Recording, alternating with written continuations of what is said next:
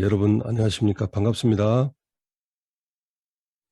저는 오늘 여러분과 함께 기후변화와 도시숲이라는 주제로 함께 알아볼 황우림 박사입니다.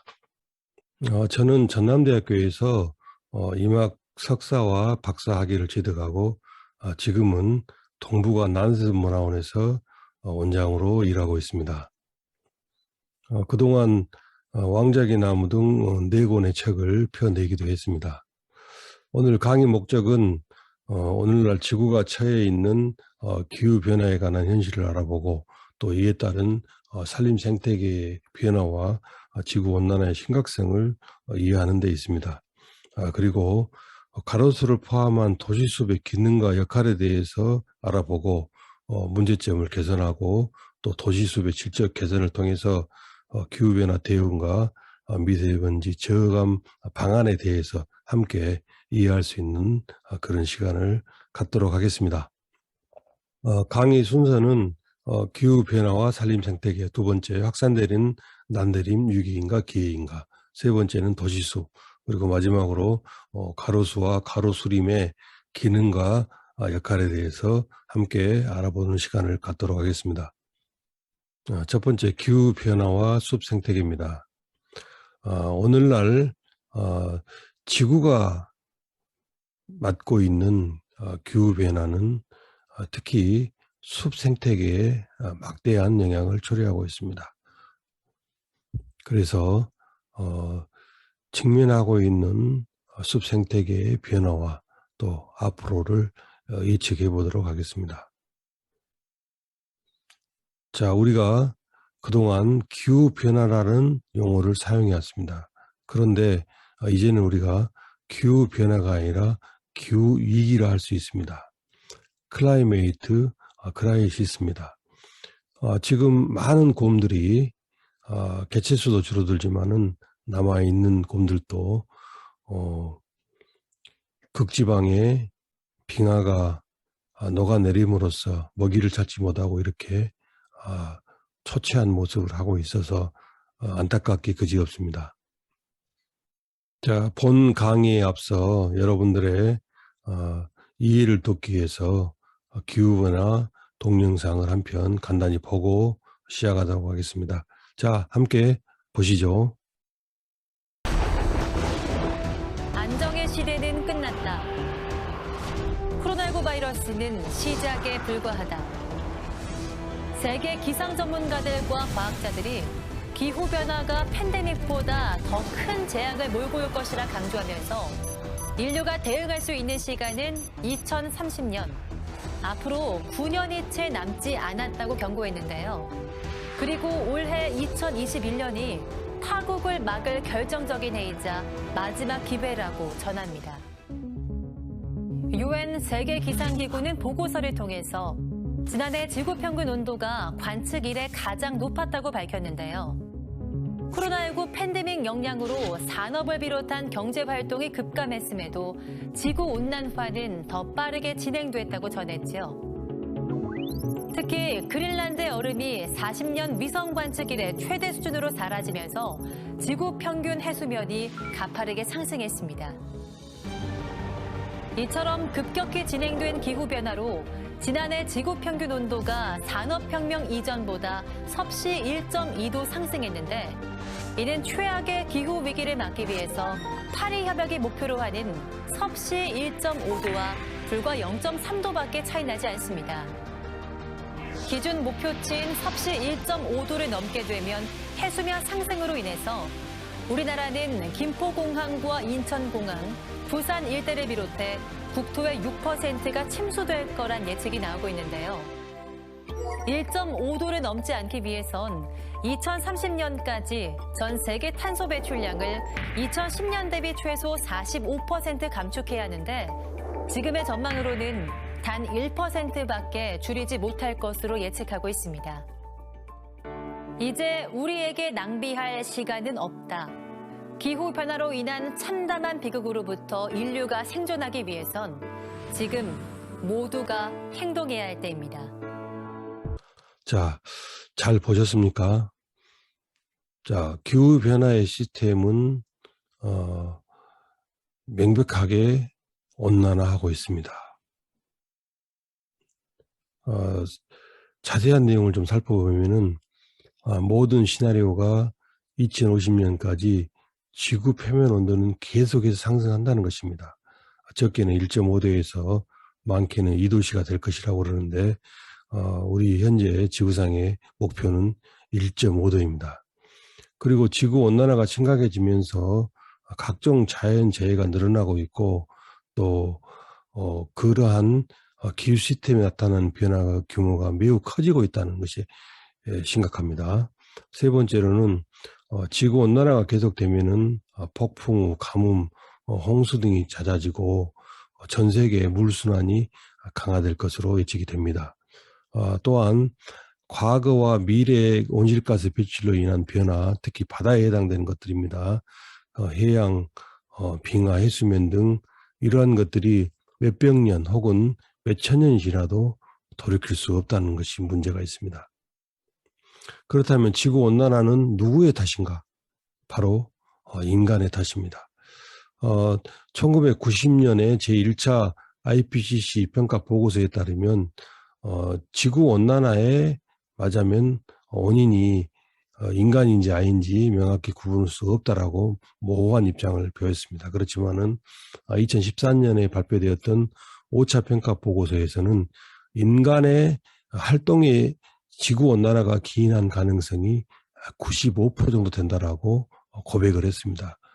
이어서 금년 6차 평가 보고서에 따르면은 지구온난화는 인간의 활동에 의해서 기인한 것이 99%에서 100%라고 명확하게 밝혔습니다. 지금까지도 지구온난화는 거짓이다, 모함이다, 이렇게 지구온난화에 대해서 반대론자들이 있습니다만은 이제 지구온난화는 인간의 탓이라는 것이 99%에서 100%라는 것이 명확히 밝혀진 이상 기후변화 반대론자들은 이제 설 땅이 많이 줄어든 것 같습니다. 자, 그러면 동영상에 언급되었던 지구온난화 1.5도씨에 대해서 한번 살펴보도록 하겠습니다. 자, 현재 인간의 활동은 산업화 이전, 말하자면은 1900년도 이전에 비해서 현재 약 1도씨 정도, 그러니까 0.8도에서 1.2도의 온난화를 유발한 것으로 추정이 됩니다.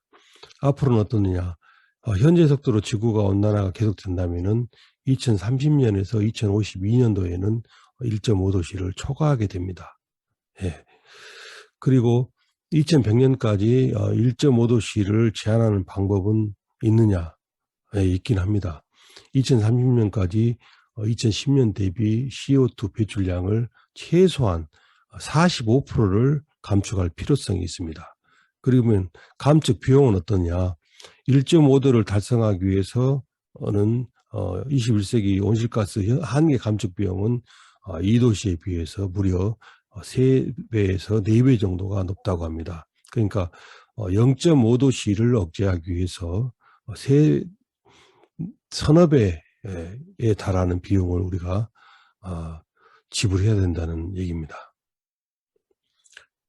자, 지구온난화 우리가 전 세계의 화두는 1.5도씨입니다. 이번에 제6차 IPCC 총회에서도 각국이 더 이상 우리가 지구온난화를 방치할 수가 없다.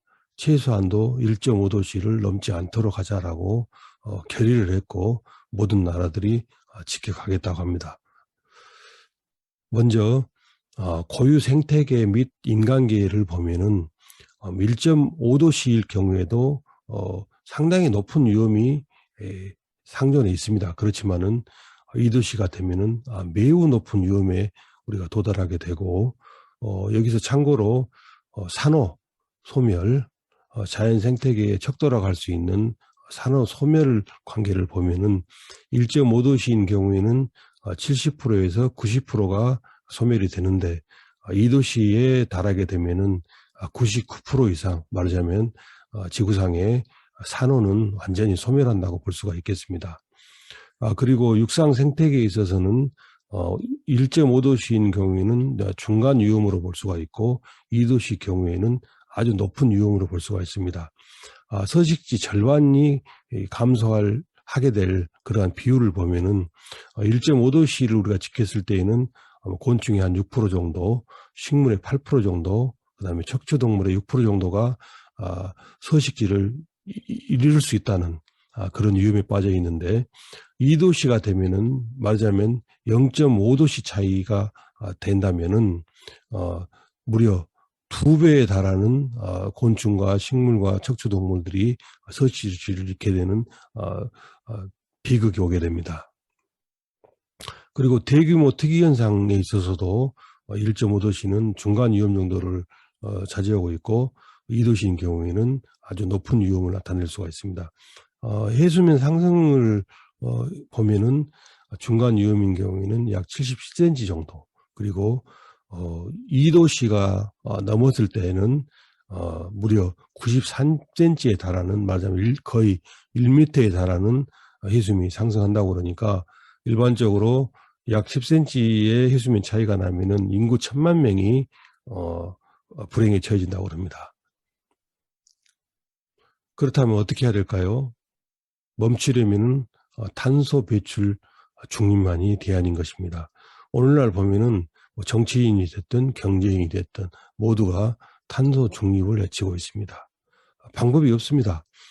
인류로 인한 지구 온난화를 특정 수준, 말하자면 1.5도 이내로 묶어두려면은 누적 CO2를 배출 제한하고 또 CO2의 순배출을 제로 달성, 말하자면은 배출된 양이나 저감하는 양이나 같아야 한다는 얘기죠. 그리고 기타 온실가스 감축량이 필요합니다. 자, RCP 시나리오라는 것이 있습니다. 지금까지는 주로 이제 6차 보고서를 중심으로 말씀드렸고, 현재 나와 있는 모든 기후 변화에 따른 생태계의 변화 시나리오는 제5차 IPCC 보고서를 따르고 있습니다. 제5차 보고서에 RCP 시나리오를 제공을 했는데 이것은 인간 활동이 대기에 미치는 복사량을 기준으로 해서 4가지 유형의 시나리오를 제공하고 있습니다. RCP라는 말은 대표 농도 경로라고 그러는데 RCP 2.6인 경우에는 인간 활동 영향을 지구 스스로가 회복 가능한 경우를 말합니다. 그때 CO2 농도는 420ppm입니다.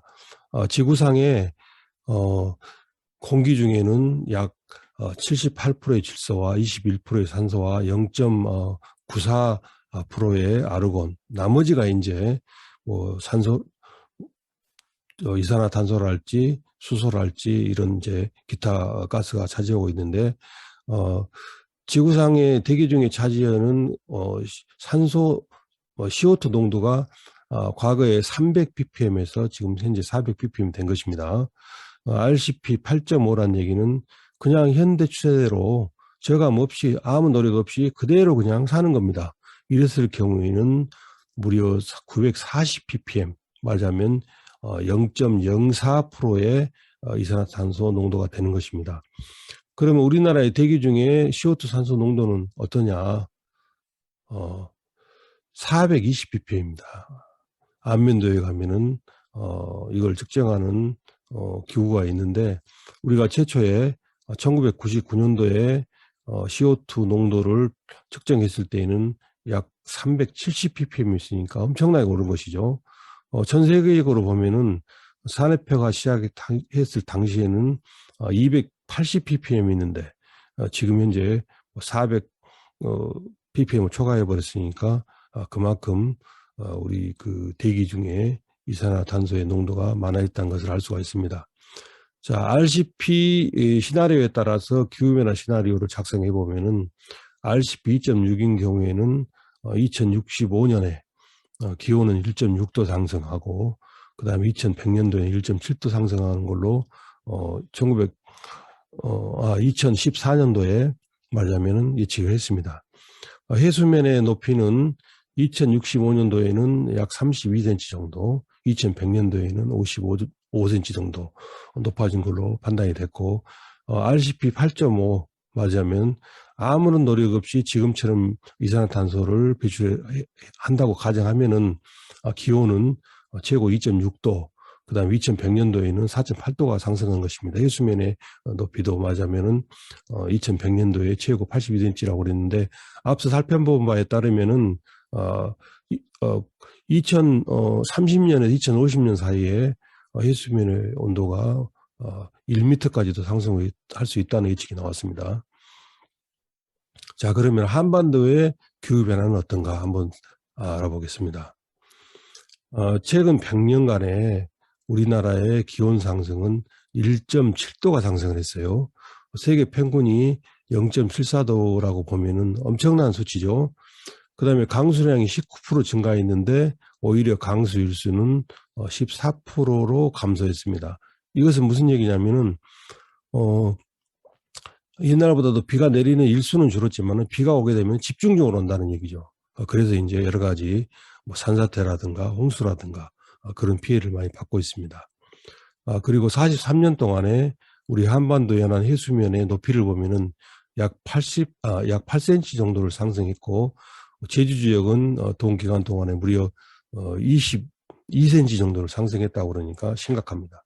그리고 우리가 몸으로 느끼는 거지만은 열대야가 증가하고 폭염이라든가 폭우 맞이하면은 우리가 여름을 나는데 정말 힘들게 됐습니다. 그리고 여름이 길어지고 겨울이 짧아지는 어떤 계절의 변화가 돼가지고 개화 시기가 빨라진다든가 또 그다음에 조류라든가 이런 동물들의 부화 혹은 또 그 곤충들의 발생이 빨라지는 현상, 이런 것들이 굉장히 문제가 되고 있고, 특히나 이제 고산 식물들, 아고산 식물들이 쇠퇴하는 그런 산림 생태계의 급격한 변화를 지금 현재 초래하고 있습니다. 자, 기후 변화에 따른 산림 생태계의 예측을 한번 보겠습니다. 첫 번째는 현재 난대림 지대, 지금 지도상에 보면은 붉은색 아래가 현재 난대림 지역이죠. 지대가 남해안과 제주도 일부 지역이죠. 우리 전라남도로 따지면은 해남 일부 지역, 진도, 그다음에 완도, 여수, 고흥 그쪽이 해당되는데, 이 도시가 상승이 되면 전라남북도, 경상남도, 충청도까지도 난도 기후로 변한다는 것이죠. 그다음에 4도시가 상승했을 경우에는 남부 해안 지대는 현재 말하자면 난대림 지역은 아열대 기후로 변하고 온대 기후대는 크게 줄어들고 한반도의 대부분이 난대 기후로 변한다는 것이죠.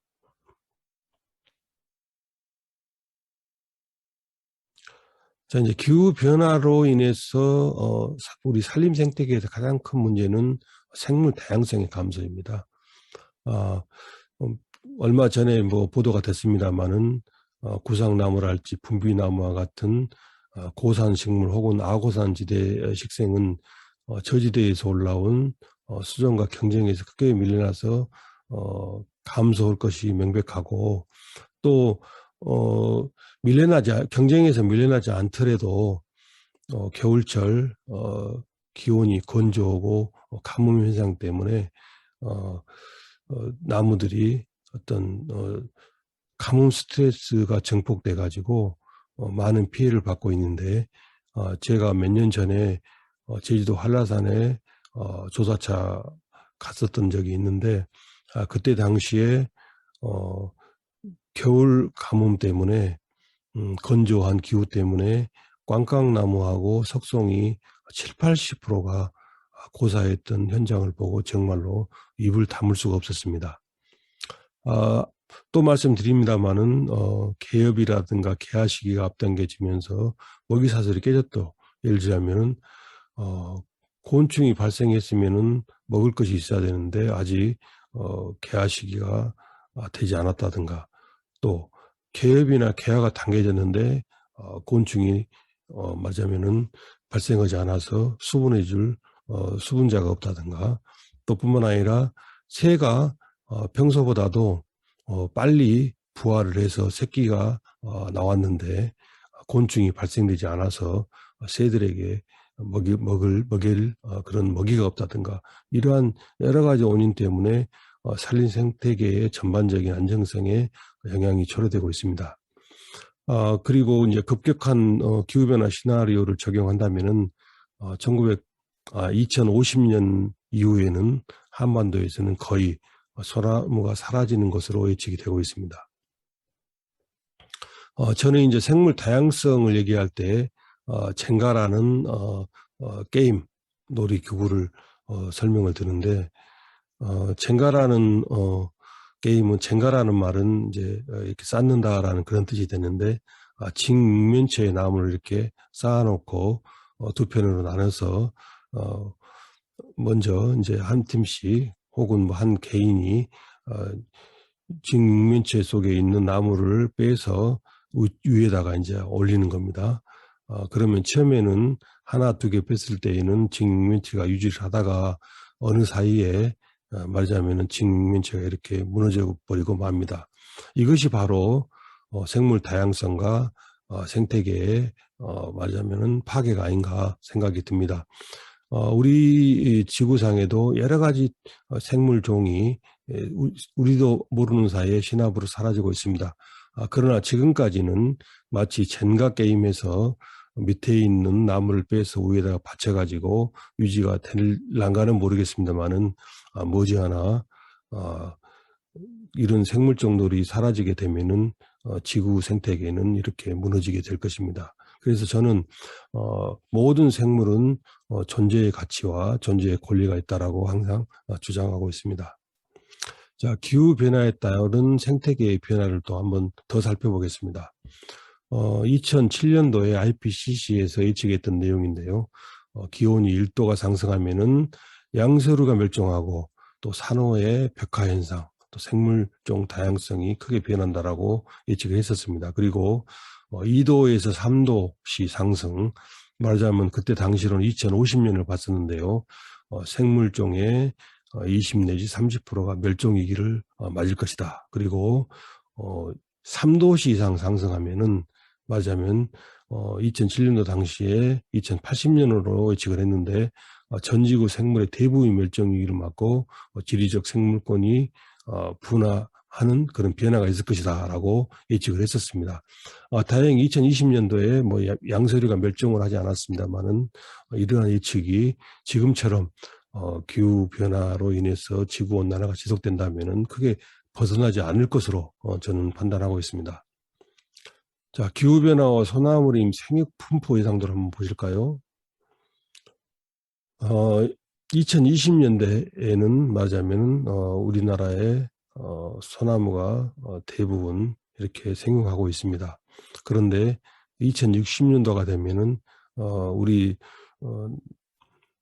남쪽 부분, 말하자면 남한 지역에서는 지리산과 강원도 일부를 제외하고는 소나무가 모두 북한 지역에만 생육하고 있습니다. 2090년도에 가게 되면은 남한 지역에 소나무는 거의 대부분 사라지고 강원도 일부와 북한 지역에만 소나무가 분포하는 것을 우리가 예측할 수 있습니다. 기후변화와 중부지방 소나무림의 적지 변화 예측을 한번 더 살펴보겠습니다. 이것은 전에 말씀드린 RCP 4.5인 경우 말하자면 세기말 기후 평균 기온이 0도씨 1.0도씨를 상승했을 경우를 따지는 것인데 현재는 소나무가 남한의 전 지역에 걸쳐서 분포하고 있지만은 2030년도에부터 줄어들기 시작해서 2090년도가 되면은 고산지대, 아고산지대를 제외하고는 거의 소나무가 사라지는 현상을 우리가 예측할 수 있습니다. 그리고 시나리오 RCP 8.5 말하자면 세기말 지구 평균 온도가 3.7도가 상승했을 때에는 현재의 소나무 분포도에 비해서 2090년도가 되면은 정말로 우리 남한에서는 소나무가 희귀종이 될 정도로 보기 힘들 것이라는 것을 예측하고 있습니다. 자, 그렇다면, 자, 소나무는 북상하고, 지금까지는 참나무가 번창해 왔습니다만은, 지구 온난화로 인한 기후변화가 지속된다면은, 소나무가 밀려나는 것은 물론이지만은 참나무도 결코 자유롭지 못합니다. 그렇다면은 어떻게 될까요? 난대성 상록 한렵수들이 말하자면은 북상을 해서 우리 숲의 주인공으로 등장을 하게 될 것으로 판단이 됩니다. 자, 1941년도에 우에키라는 사람이 우리나라 난대성 상록 한렵수 64종을 조사를 했을 때 그 분포는 대청도에서 변산과 영암과 죽도로 이어지는 선을 그리고 있습니다. 그런데 2009년도에 국립생물자원관에서 48종을 대상으로 해서 새롭게 조사를 해보니까 백령도에서 청양, 정읍, 포항에 이어지는 선을 그리는 것이 보입니다. 자, 한번 지도를 보시죠. 그래서 이것이 이도상으로 기준으로 보면은 약 14km에서 74km를 북상한 것이고, 온도 변화로 보면은 그동안에 1.3도가 늘어난 것입니다. 이렇게 우리가 모르는 사이 기후변화로 인해서 난도성 상록 한렵수들이 서서히 신압으로 북상을 해서 지금 우리 한반도를 서서히 점령하고 있습니다. 자, 개별 수정을 또 한번 보겠습니다. 후방나무의 북한계선 변화도입니다. 농나무과의 상록 교목인 후방나무는 1941년도 조사 당시에는 전라북도 어청도와 전라남도 서남해안 그리고 남해 일부 지역과 울릉도 제주도에 분포해 있었습니다.